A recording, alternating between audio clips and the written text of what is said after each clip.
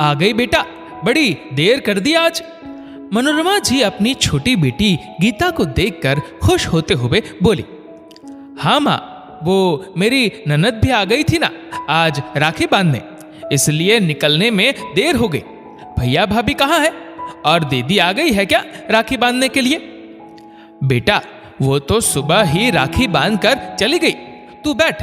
वो तेरी भाभी अपने मायके गई है राखी बांधने, मानव भी उसके साथ ही गया है। बस अभी थोड़ी देर में आ जाएंगे, तब तक तू समर के यहाँ चली जा, वो भी तो तेरी राह दिख रहा होगा। चली जाऊंगी माँ, अभी गई तो वो जल्दी आने नहीं देगा, छोटी भाभी भी खाना खाने की जिद करेगी। गीता मुंह बिचकाते हुए बोली, हाँ तो क्या हुआ, वो भी तो तेरे भाई भाभी है, यहाँ खा या वहां एक ही बात है। ठीक है माँ, एक काम करो, आप ये सामान यहीं रख दो, ये बड़े भैया भाभी के लिए है, मैं जाकर आती हूं। गीता ने एक बैग अपनी मां को पकड़ाते हुए कहा। क्या लाई है इसमें? मनोरमा जी ने उत्सुकता से पूछा। मां, भैया के लिए कुर्ता और भाभी के लिए एक सूट है। भैया भाभी इतना कुछ देते हैं तो मेरी तरफ से भी तो गिफ्ट बनता है ना। इतना कहते हुए गीता अपने छोटे भाई भाभी के घर जाने के लिए उठ गई, जो उसी गली में थोड़ी दूरी पर था। बेटा, समर और तेरी छोटी भाभी के लिए तू कोई गिफ्ट नहीं लाई?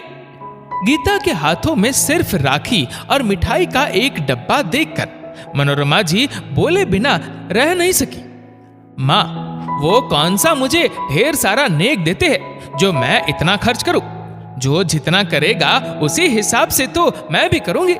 गीता बोली, बेटा, भाई बहन के रिश्ते में हिसाब किताब नहीं देखते, बहन के लिए तो सभी भाई बराबर होते हैं। बेटे की इस सोच पर मनोरमा जी को बहुत बुरा लगता था, लेकिन गीता हमेशा ऐसे ही करती थी। मनोरमा जी ने कई बार उसे समझाया भी कि भाई बहन के रिश्ते में हिसाब किताब नहीं देखते, लेकिन गीता हमेशा भाइयों में ये भेदभाव करती थी।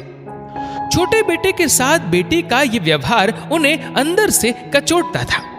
समर की आर्थिक स्थिति इस समय जरा ठीक नहीं थी, क्योंकि जिस कंपनी में वो काम करता था वो बंद हो गई थी। अब वो नई नौकरी की खोज में था और रोजी रोटी के लिए एक अस्थाई नौकरी कर रहा था। वही मानव का अपना कारोबार था जो अभी तरक्की पर था। खैर, मनोरमा जी ने ज्यादा कुछ नहीं कहा और गीता समर के यहाँ चली गई। समर और उसकी पत्नी गीता को देखकर बहुत खुश हुए। बड़े मन और चाव से उन्होंने राखी बंधवाई। समर ने जब नेग में 1100 का लिफाफा दिया तो गीता ने मुंह बनाते हुए पकड़ा और जल्दी ही वहां से निकल गई। छोटी भाभी खाना खाने की मनुहार करती रह गई। शाम को गीता के बड़े भाई भाभी वापस आए तो गीता ने बड़े चाव से उन्हें राखी बांधी और अपनी तरफ से भेंट भी दी। मानव ने भी हमेशा की तरह ढेर सा शगुन दिया, जिसे देखकर गीता का चेहरा खिल उठा। वापस जाते हुए मनोरमा जी ने गीता को इस बार सिर्फ आशीर्वाद दिया तो गीता को अजीब लगा, क्योंकि हर बार तो माँ साड़ी और कुछ न कुछ शगुन भी देती थी। अगले दिन मनोरमा जी के पास गीता का फोन आया। माँ, आपने हम दोनों बहनों के शगुन में भेदभाव क्यों किया? दीदी बता रही थी कि आपने उन्हें कल इतनी सुंदर साड़ी और कंगन दिए, लेकिन मुझे कुछ नहीं दिया।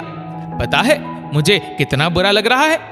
रूठते हुए गीता बोली, बेटा, मैंने सिर्फ एक बार तुम दोनों बहनों को देने में अंतर किया तो तुझे इतना बुरा लग रहा है, और जो तू हर बार अपने दोनों भाई भाभीयों के बीच भेदभाव करती है तो क्या उन्हें बुरा नहीं लगता? बेटा, मेरे लिए तो तुम सभी बच्चे बराबर हो, लेकिन तुम बस रिश्तों को लेन देन से तौलने लगी हो, तो सोचो मुझे कितना बुरा लगता होगा। बेटा, किस्मत पलटते देर नहीं लगती, माया तो ढलती फिरती छाया है, कब किसका वक्त पलट जाए पता नहीं चलता, लेकिन ये छोटी छोटी बातें हमेशा मन में रह जाती है। मां की बात सुनकर गीता की गर्दन झुक गई। सच में आज उसे अपनी सोच पर शर्म आ रही थी। उसे अपना बचपन याद आ गया, जब दोनों भाई अपना गुल्लक फोड़कर दोनों बहनों के लिए राखी पर गिफ्ट लेकर आती थी।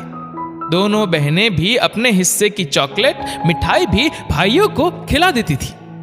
साल भर उन्हें इस दिन का इंतजार रहता था। कितने प्यारे थे वो दिन, जब रिश्तों के बीच पैसों का कोई मोल नहीं था। गीता की आंखें नम हो गई थी। रुआंसे स्वर में वो बोली, आप ठीक बोल रही हो माँ। बड़े होने के साथ साथ ये दिल ना जाने कब इतना छोटा होगा। आगे से मैं कभी ऐसी गलती नहीं करूंगी। मनोरमा जी के चेहरे पर मुस्कान छा गई। उन्हें संतुष्टि थी कि अब चाहे स्थिति कुछ भी हो, उनकी बेटी अपने भाइयों के बीच भेदभाव नहीं करेगी। दोस्तों, इस वीडियो को लेकर आपकी क्या राय है, नीचे कमेंट करके जरूर बताइएगा।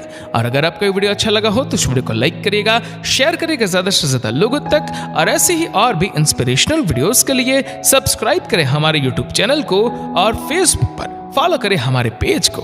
धन्यवाद।